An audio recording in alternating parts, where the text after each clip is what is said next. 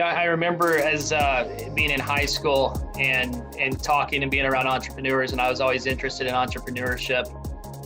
And I didn't go that route, so I went into the corporate America and those things that you don't want to do, or you've got compliance and you've got your bosses, and that was so attractive when I started my own thing that to a higher degree you can choose what you want to do and what you're passionate about, right? What you build, how you build it, the people you surround around you, things like that.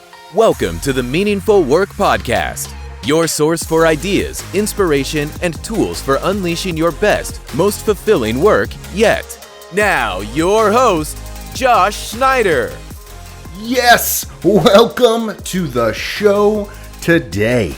Today's guest is Clint St. Mosley, and he is a proud owner of a State Farm agency. Now, we're going to unpack a little bit of his path, but the reason why I wanted Clint on the show was because this man thinks and lives deeply. We met, we used to live in the same neighborhood, and just getting around him in social settings, you could sense a depth and a level of thought about how he chooses to operate. Now, might be a little illogical. He's a Buffalo Bills fan. We'll pray for him later, but I'm excited, Clint, to have you on to just get some insight for how you process, how you think, how you overcome obstacles, how you stay focused. I mean, you've got a wife, you've got twin boys, you've got a business, and I'm excited to get into this. Welcome to the show, Clint St. Mosley. How are you, sir? I am doing wonderful. How are you? Fantastic. Excited to have you here. Excited to learn and understand from your experience. We are friends. I've known you. You are a man that has depth to you on multiple facets, and so I'm excited to maybe get to explore a new part of you that I've not yet been able to learn, but also just kind of untangle some of the tools or tactics or mindsets that you've used to truly step into the person that you've become. So I'm going to kick us off with a grandiose question of this. When it comes to showing up every day to work, what's one of the tactics, what's one of the tools that you use, or what's one of the triggers that you use to really stay locked in and to get focused? Wow. I would say, when I think about my day, it's really about routine. So I'm a creature of habit, and I just read not too long ago Miracle Morning. So I'm a miracle morninger. I don't know what the title is, but so it really just I like to have routine. I like to have things that I do. So I do Miracle Morning every morning. When I get in the office, I try to knock out a couple things. Again, you and I have talked about Eat That Frog. So, my office opens at 9, and by 10, I want to have my frog eaten. So I just try to be, routine. And then, I think the second part would be just trying to align my day with my passions. Try to do the most things I can to fill my bucket and to be aligned to my passions. And and then I try to give the rest, to my team and those that support me. So talk to me about that aligning of your passions, because clearly not all day is filled with passion-filled tasks. So what does that look like practically, or just in theory of kind of how you stay engaged or motivated? Yeah, so I would tell you my goal, and I try to keep it simple, is to empower the potential in others. All right, so I do that two ways. So my passion is to help my team. So I have a team, as an insurance agent, I have a team of a couple sales team members and a couple service team members. So what I try to do is to fill my day. A third of the time, I want to try to empower my team, work with them to be better salespeople, better people, develop their passions. The second third of my day is to help customers. So empower customers.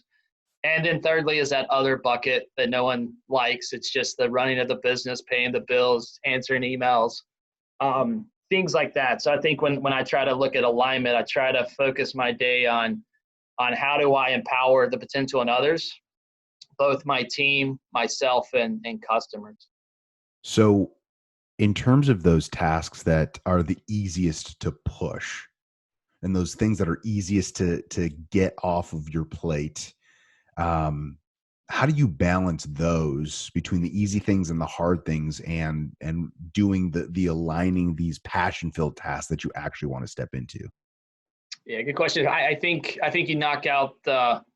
I try to balance some of the quick 5-minute wins. Right, I'm a checklist guy.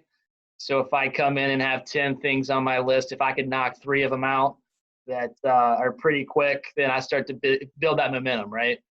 So my day, I'm starting to get jazzed up. I'm getting higher energy.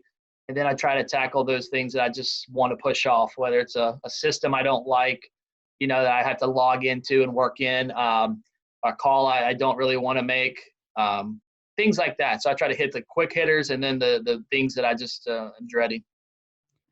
And so some people could say, well, Clint, you own your own business.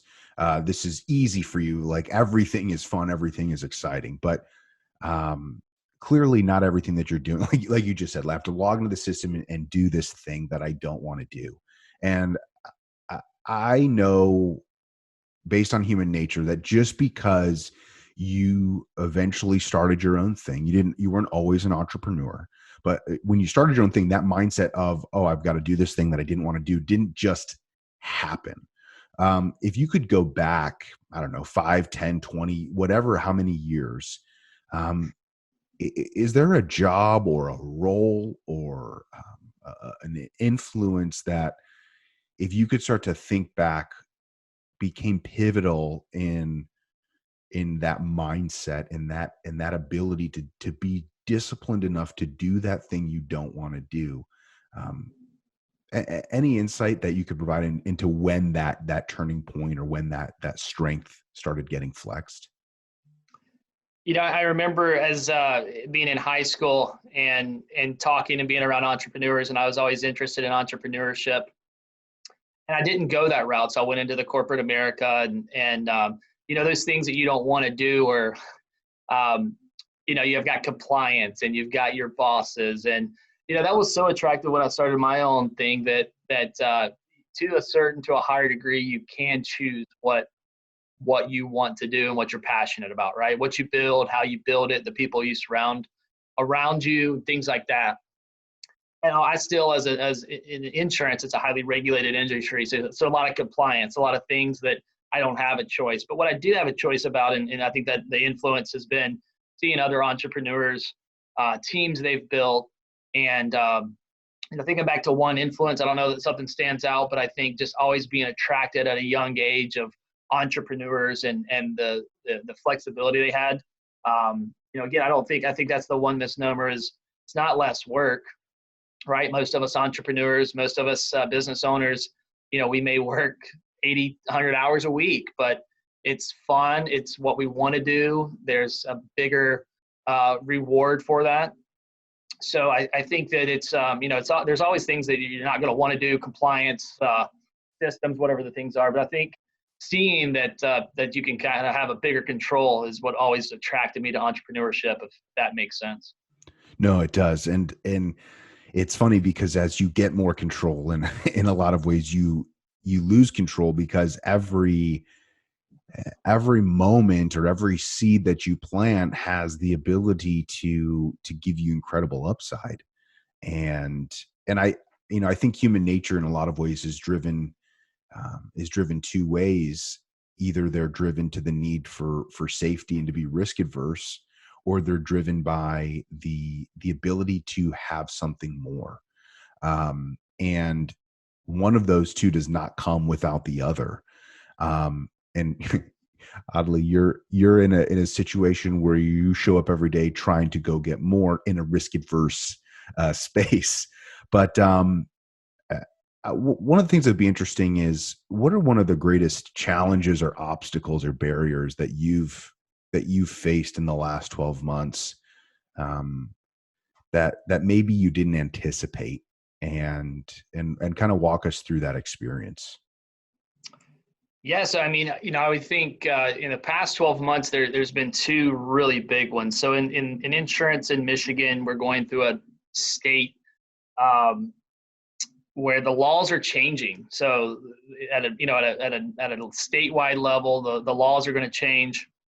So um, what we're doing is trying to reach out and be proactive with our customers, right? Even though this law passed last year, doesn't take effect till July 2nd. So we're very relationship driven. We like to meet with people, and that's the goal, is to meet and talk to them about those risks, about what's changing and what their options are. So we were working on that. And again, you said something earlier, people, even though we're trying to meet with them, they've got busy lives, and they're like, well, hey, that's not changing until July, right? And then a couple months ago, here comes COVID-19, right?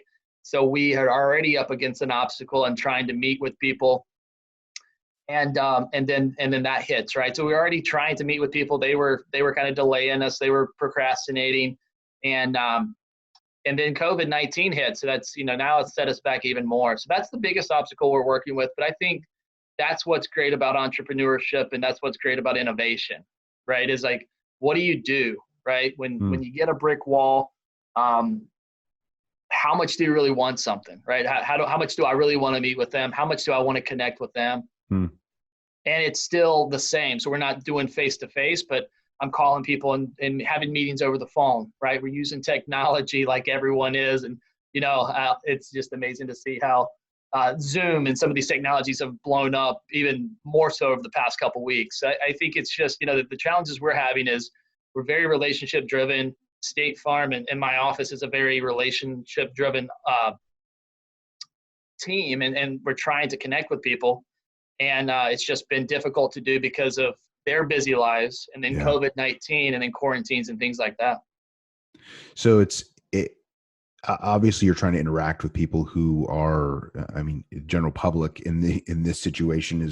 There's something new that's coming down the line that they don't know. And then with COVID-19, obviously something that is unknown, but the ramifications are very clear.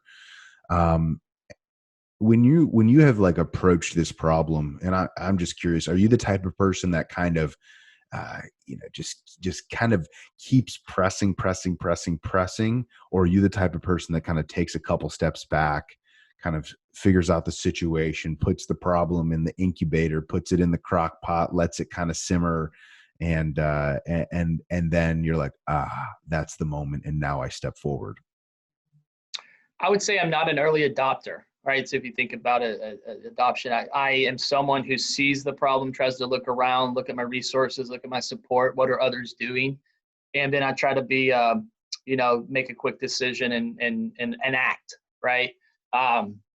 So whether it's closing the office or being virtually only with our team, I'm not the first one to act, but I'm usually looking at, hey, what are others doing? What are the resources?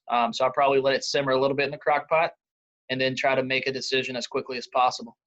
Earlier this week, I was on a call, and I'd never heard this quote from Jeff Bezos, but he said, the next level of leaders are those who become masters of mid-course correction.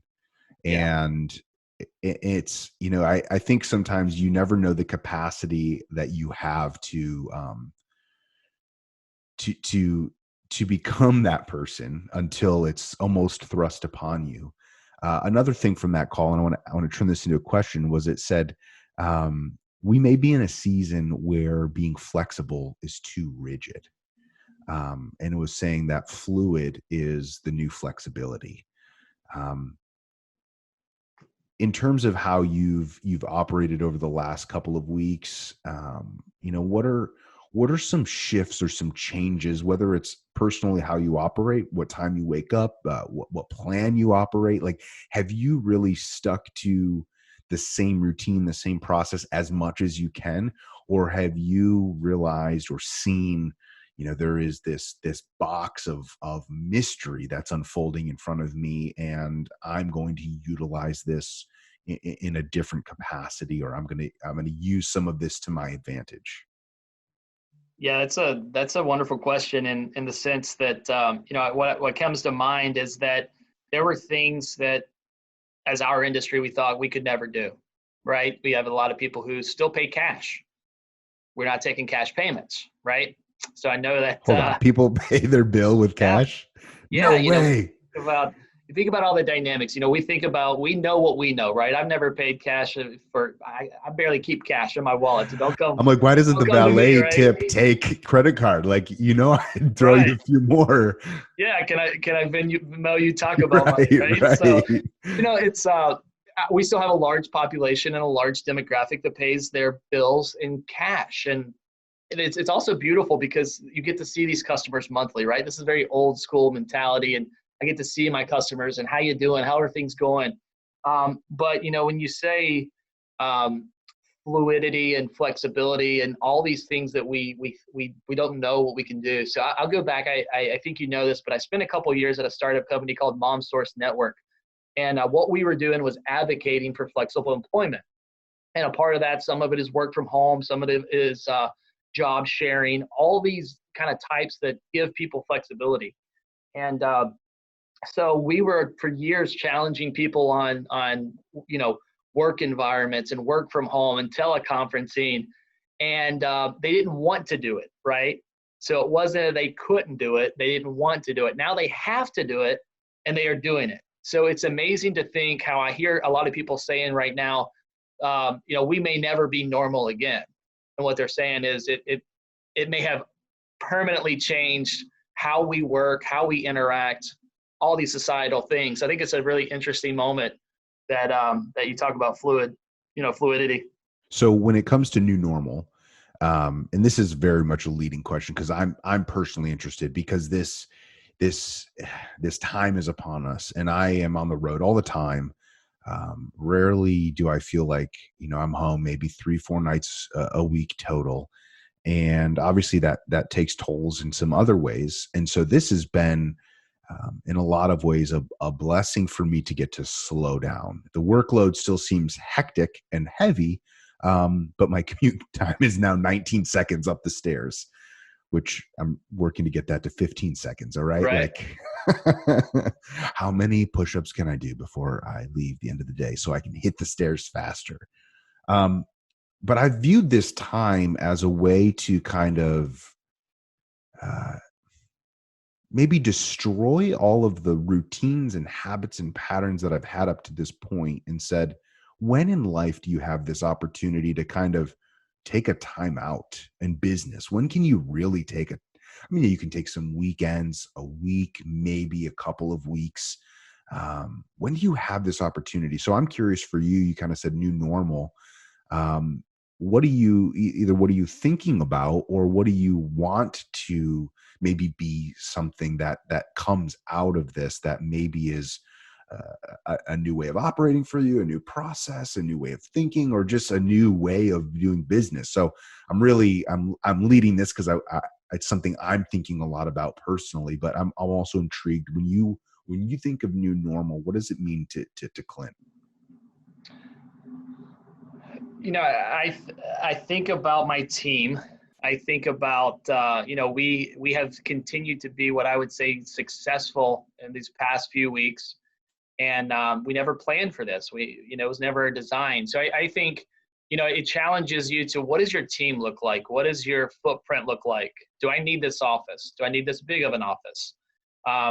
What do they want? I think that's one of the things I always come back to. And even when we were going through this before the quarantine, when it was an option to keep the office open, I try to really involve my team in decisions.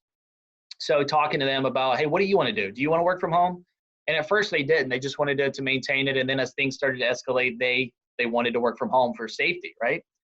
And but then the question is are we still going to be successful? And so I think as it looks to the future, I think we continue to challenge what that looks like. And then for me personally, my wife's in healthcare, and when this all started, we didn't know what that was going to look like. We didn't know what daycare was going to look like. I think we'll all be even more of planners after this. Contingency plans, I personally think that's going to be our family and our friends and most of the people out there. I think that you'll just take a time we don't know what the next COVID-19 is going to be, right? Yeah. But how do you prepare for it? And as an industry, how do we prepare for things? That's good. Challenges allow you to ask, what do you want? I think that right there is such a quintessential mindset. Without this challenge, without these things almost being put upon us, it's very easy for us to move forward asking, what do I want? And yeah, we're thinking about our people. We're thinking, how do we lead? How do we get the best out of people? How do we structure an environment so they can show up and do their best work? But I love that. Challenges allow you to ask, what do you want?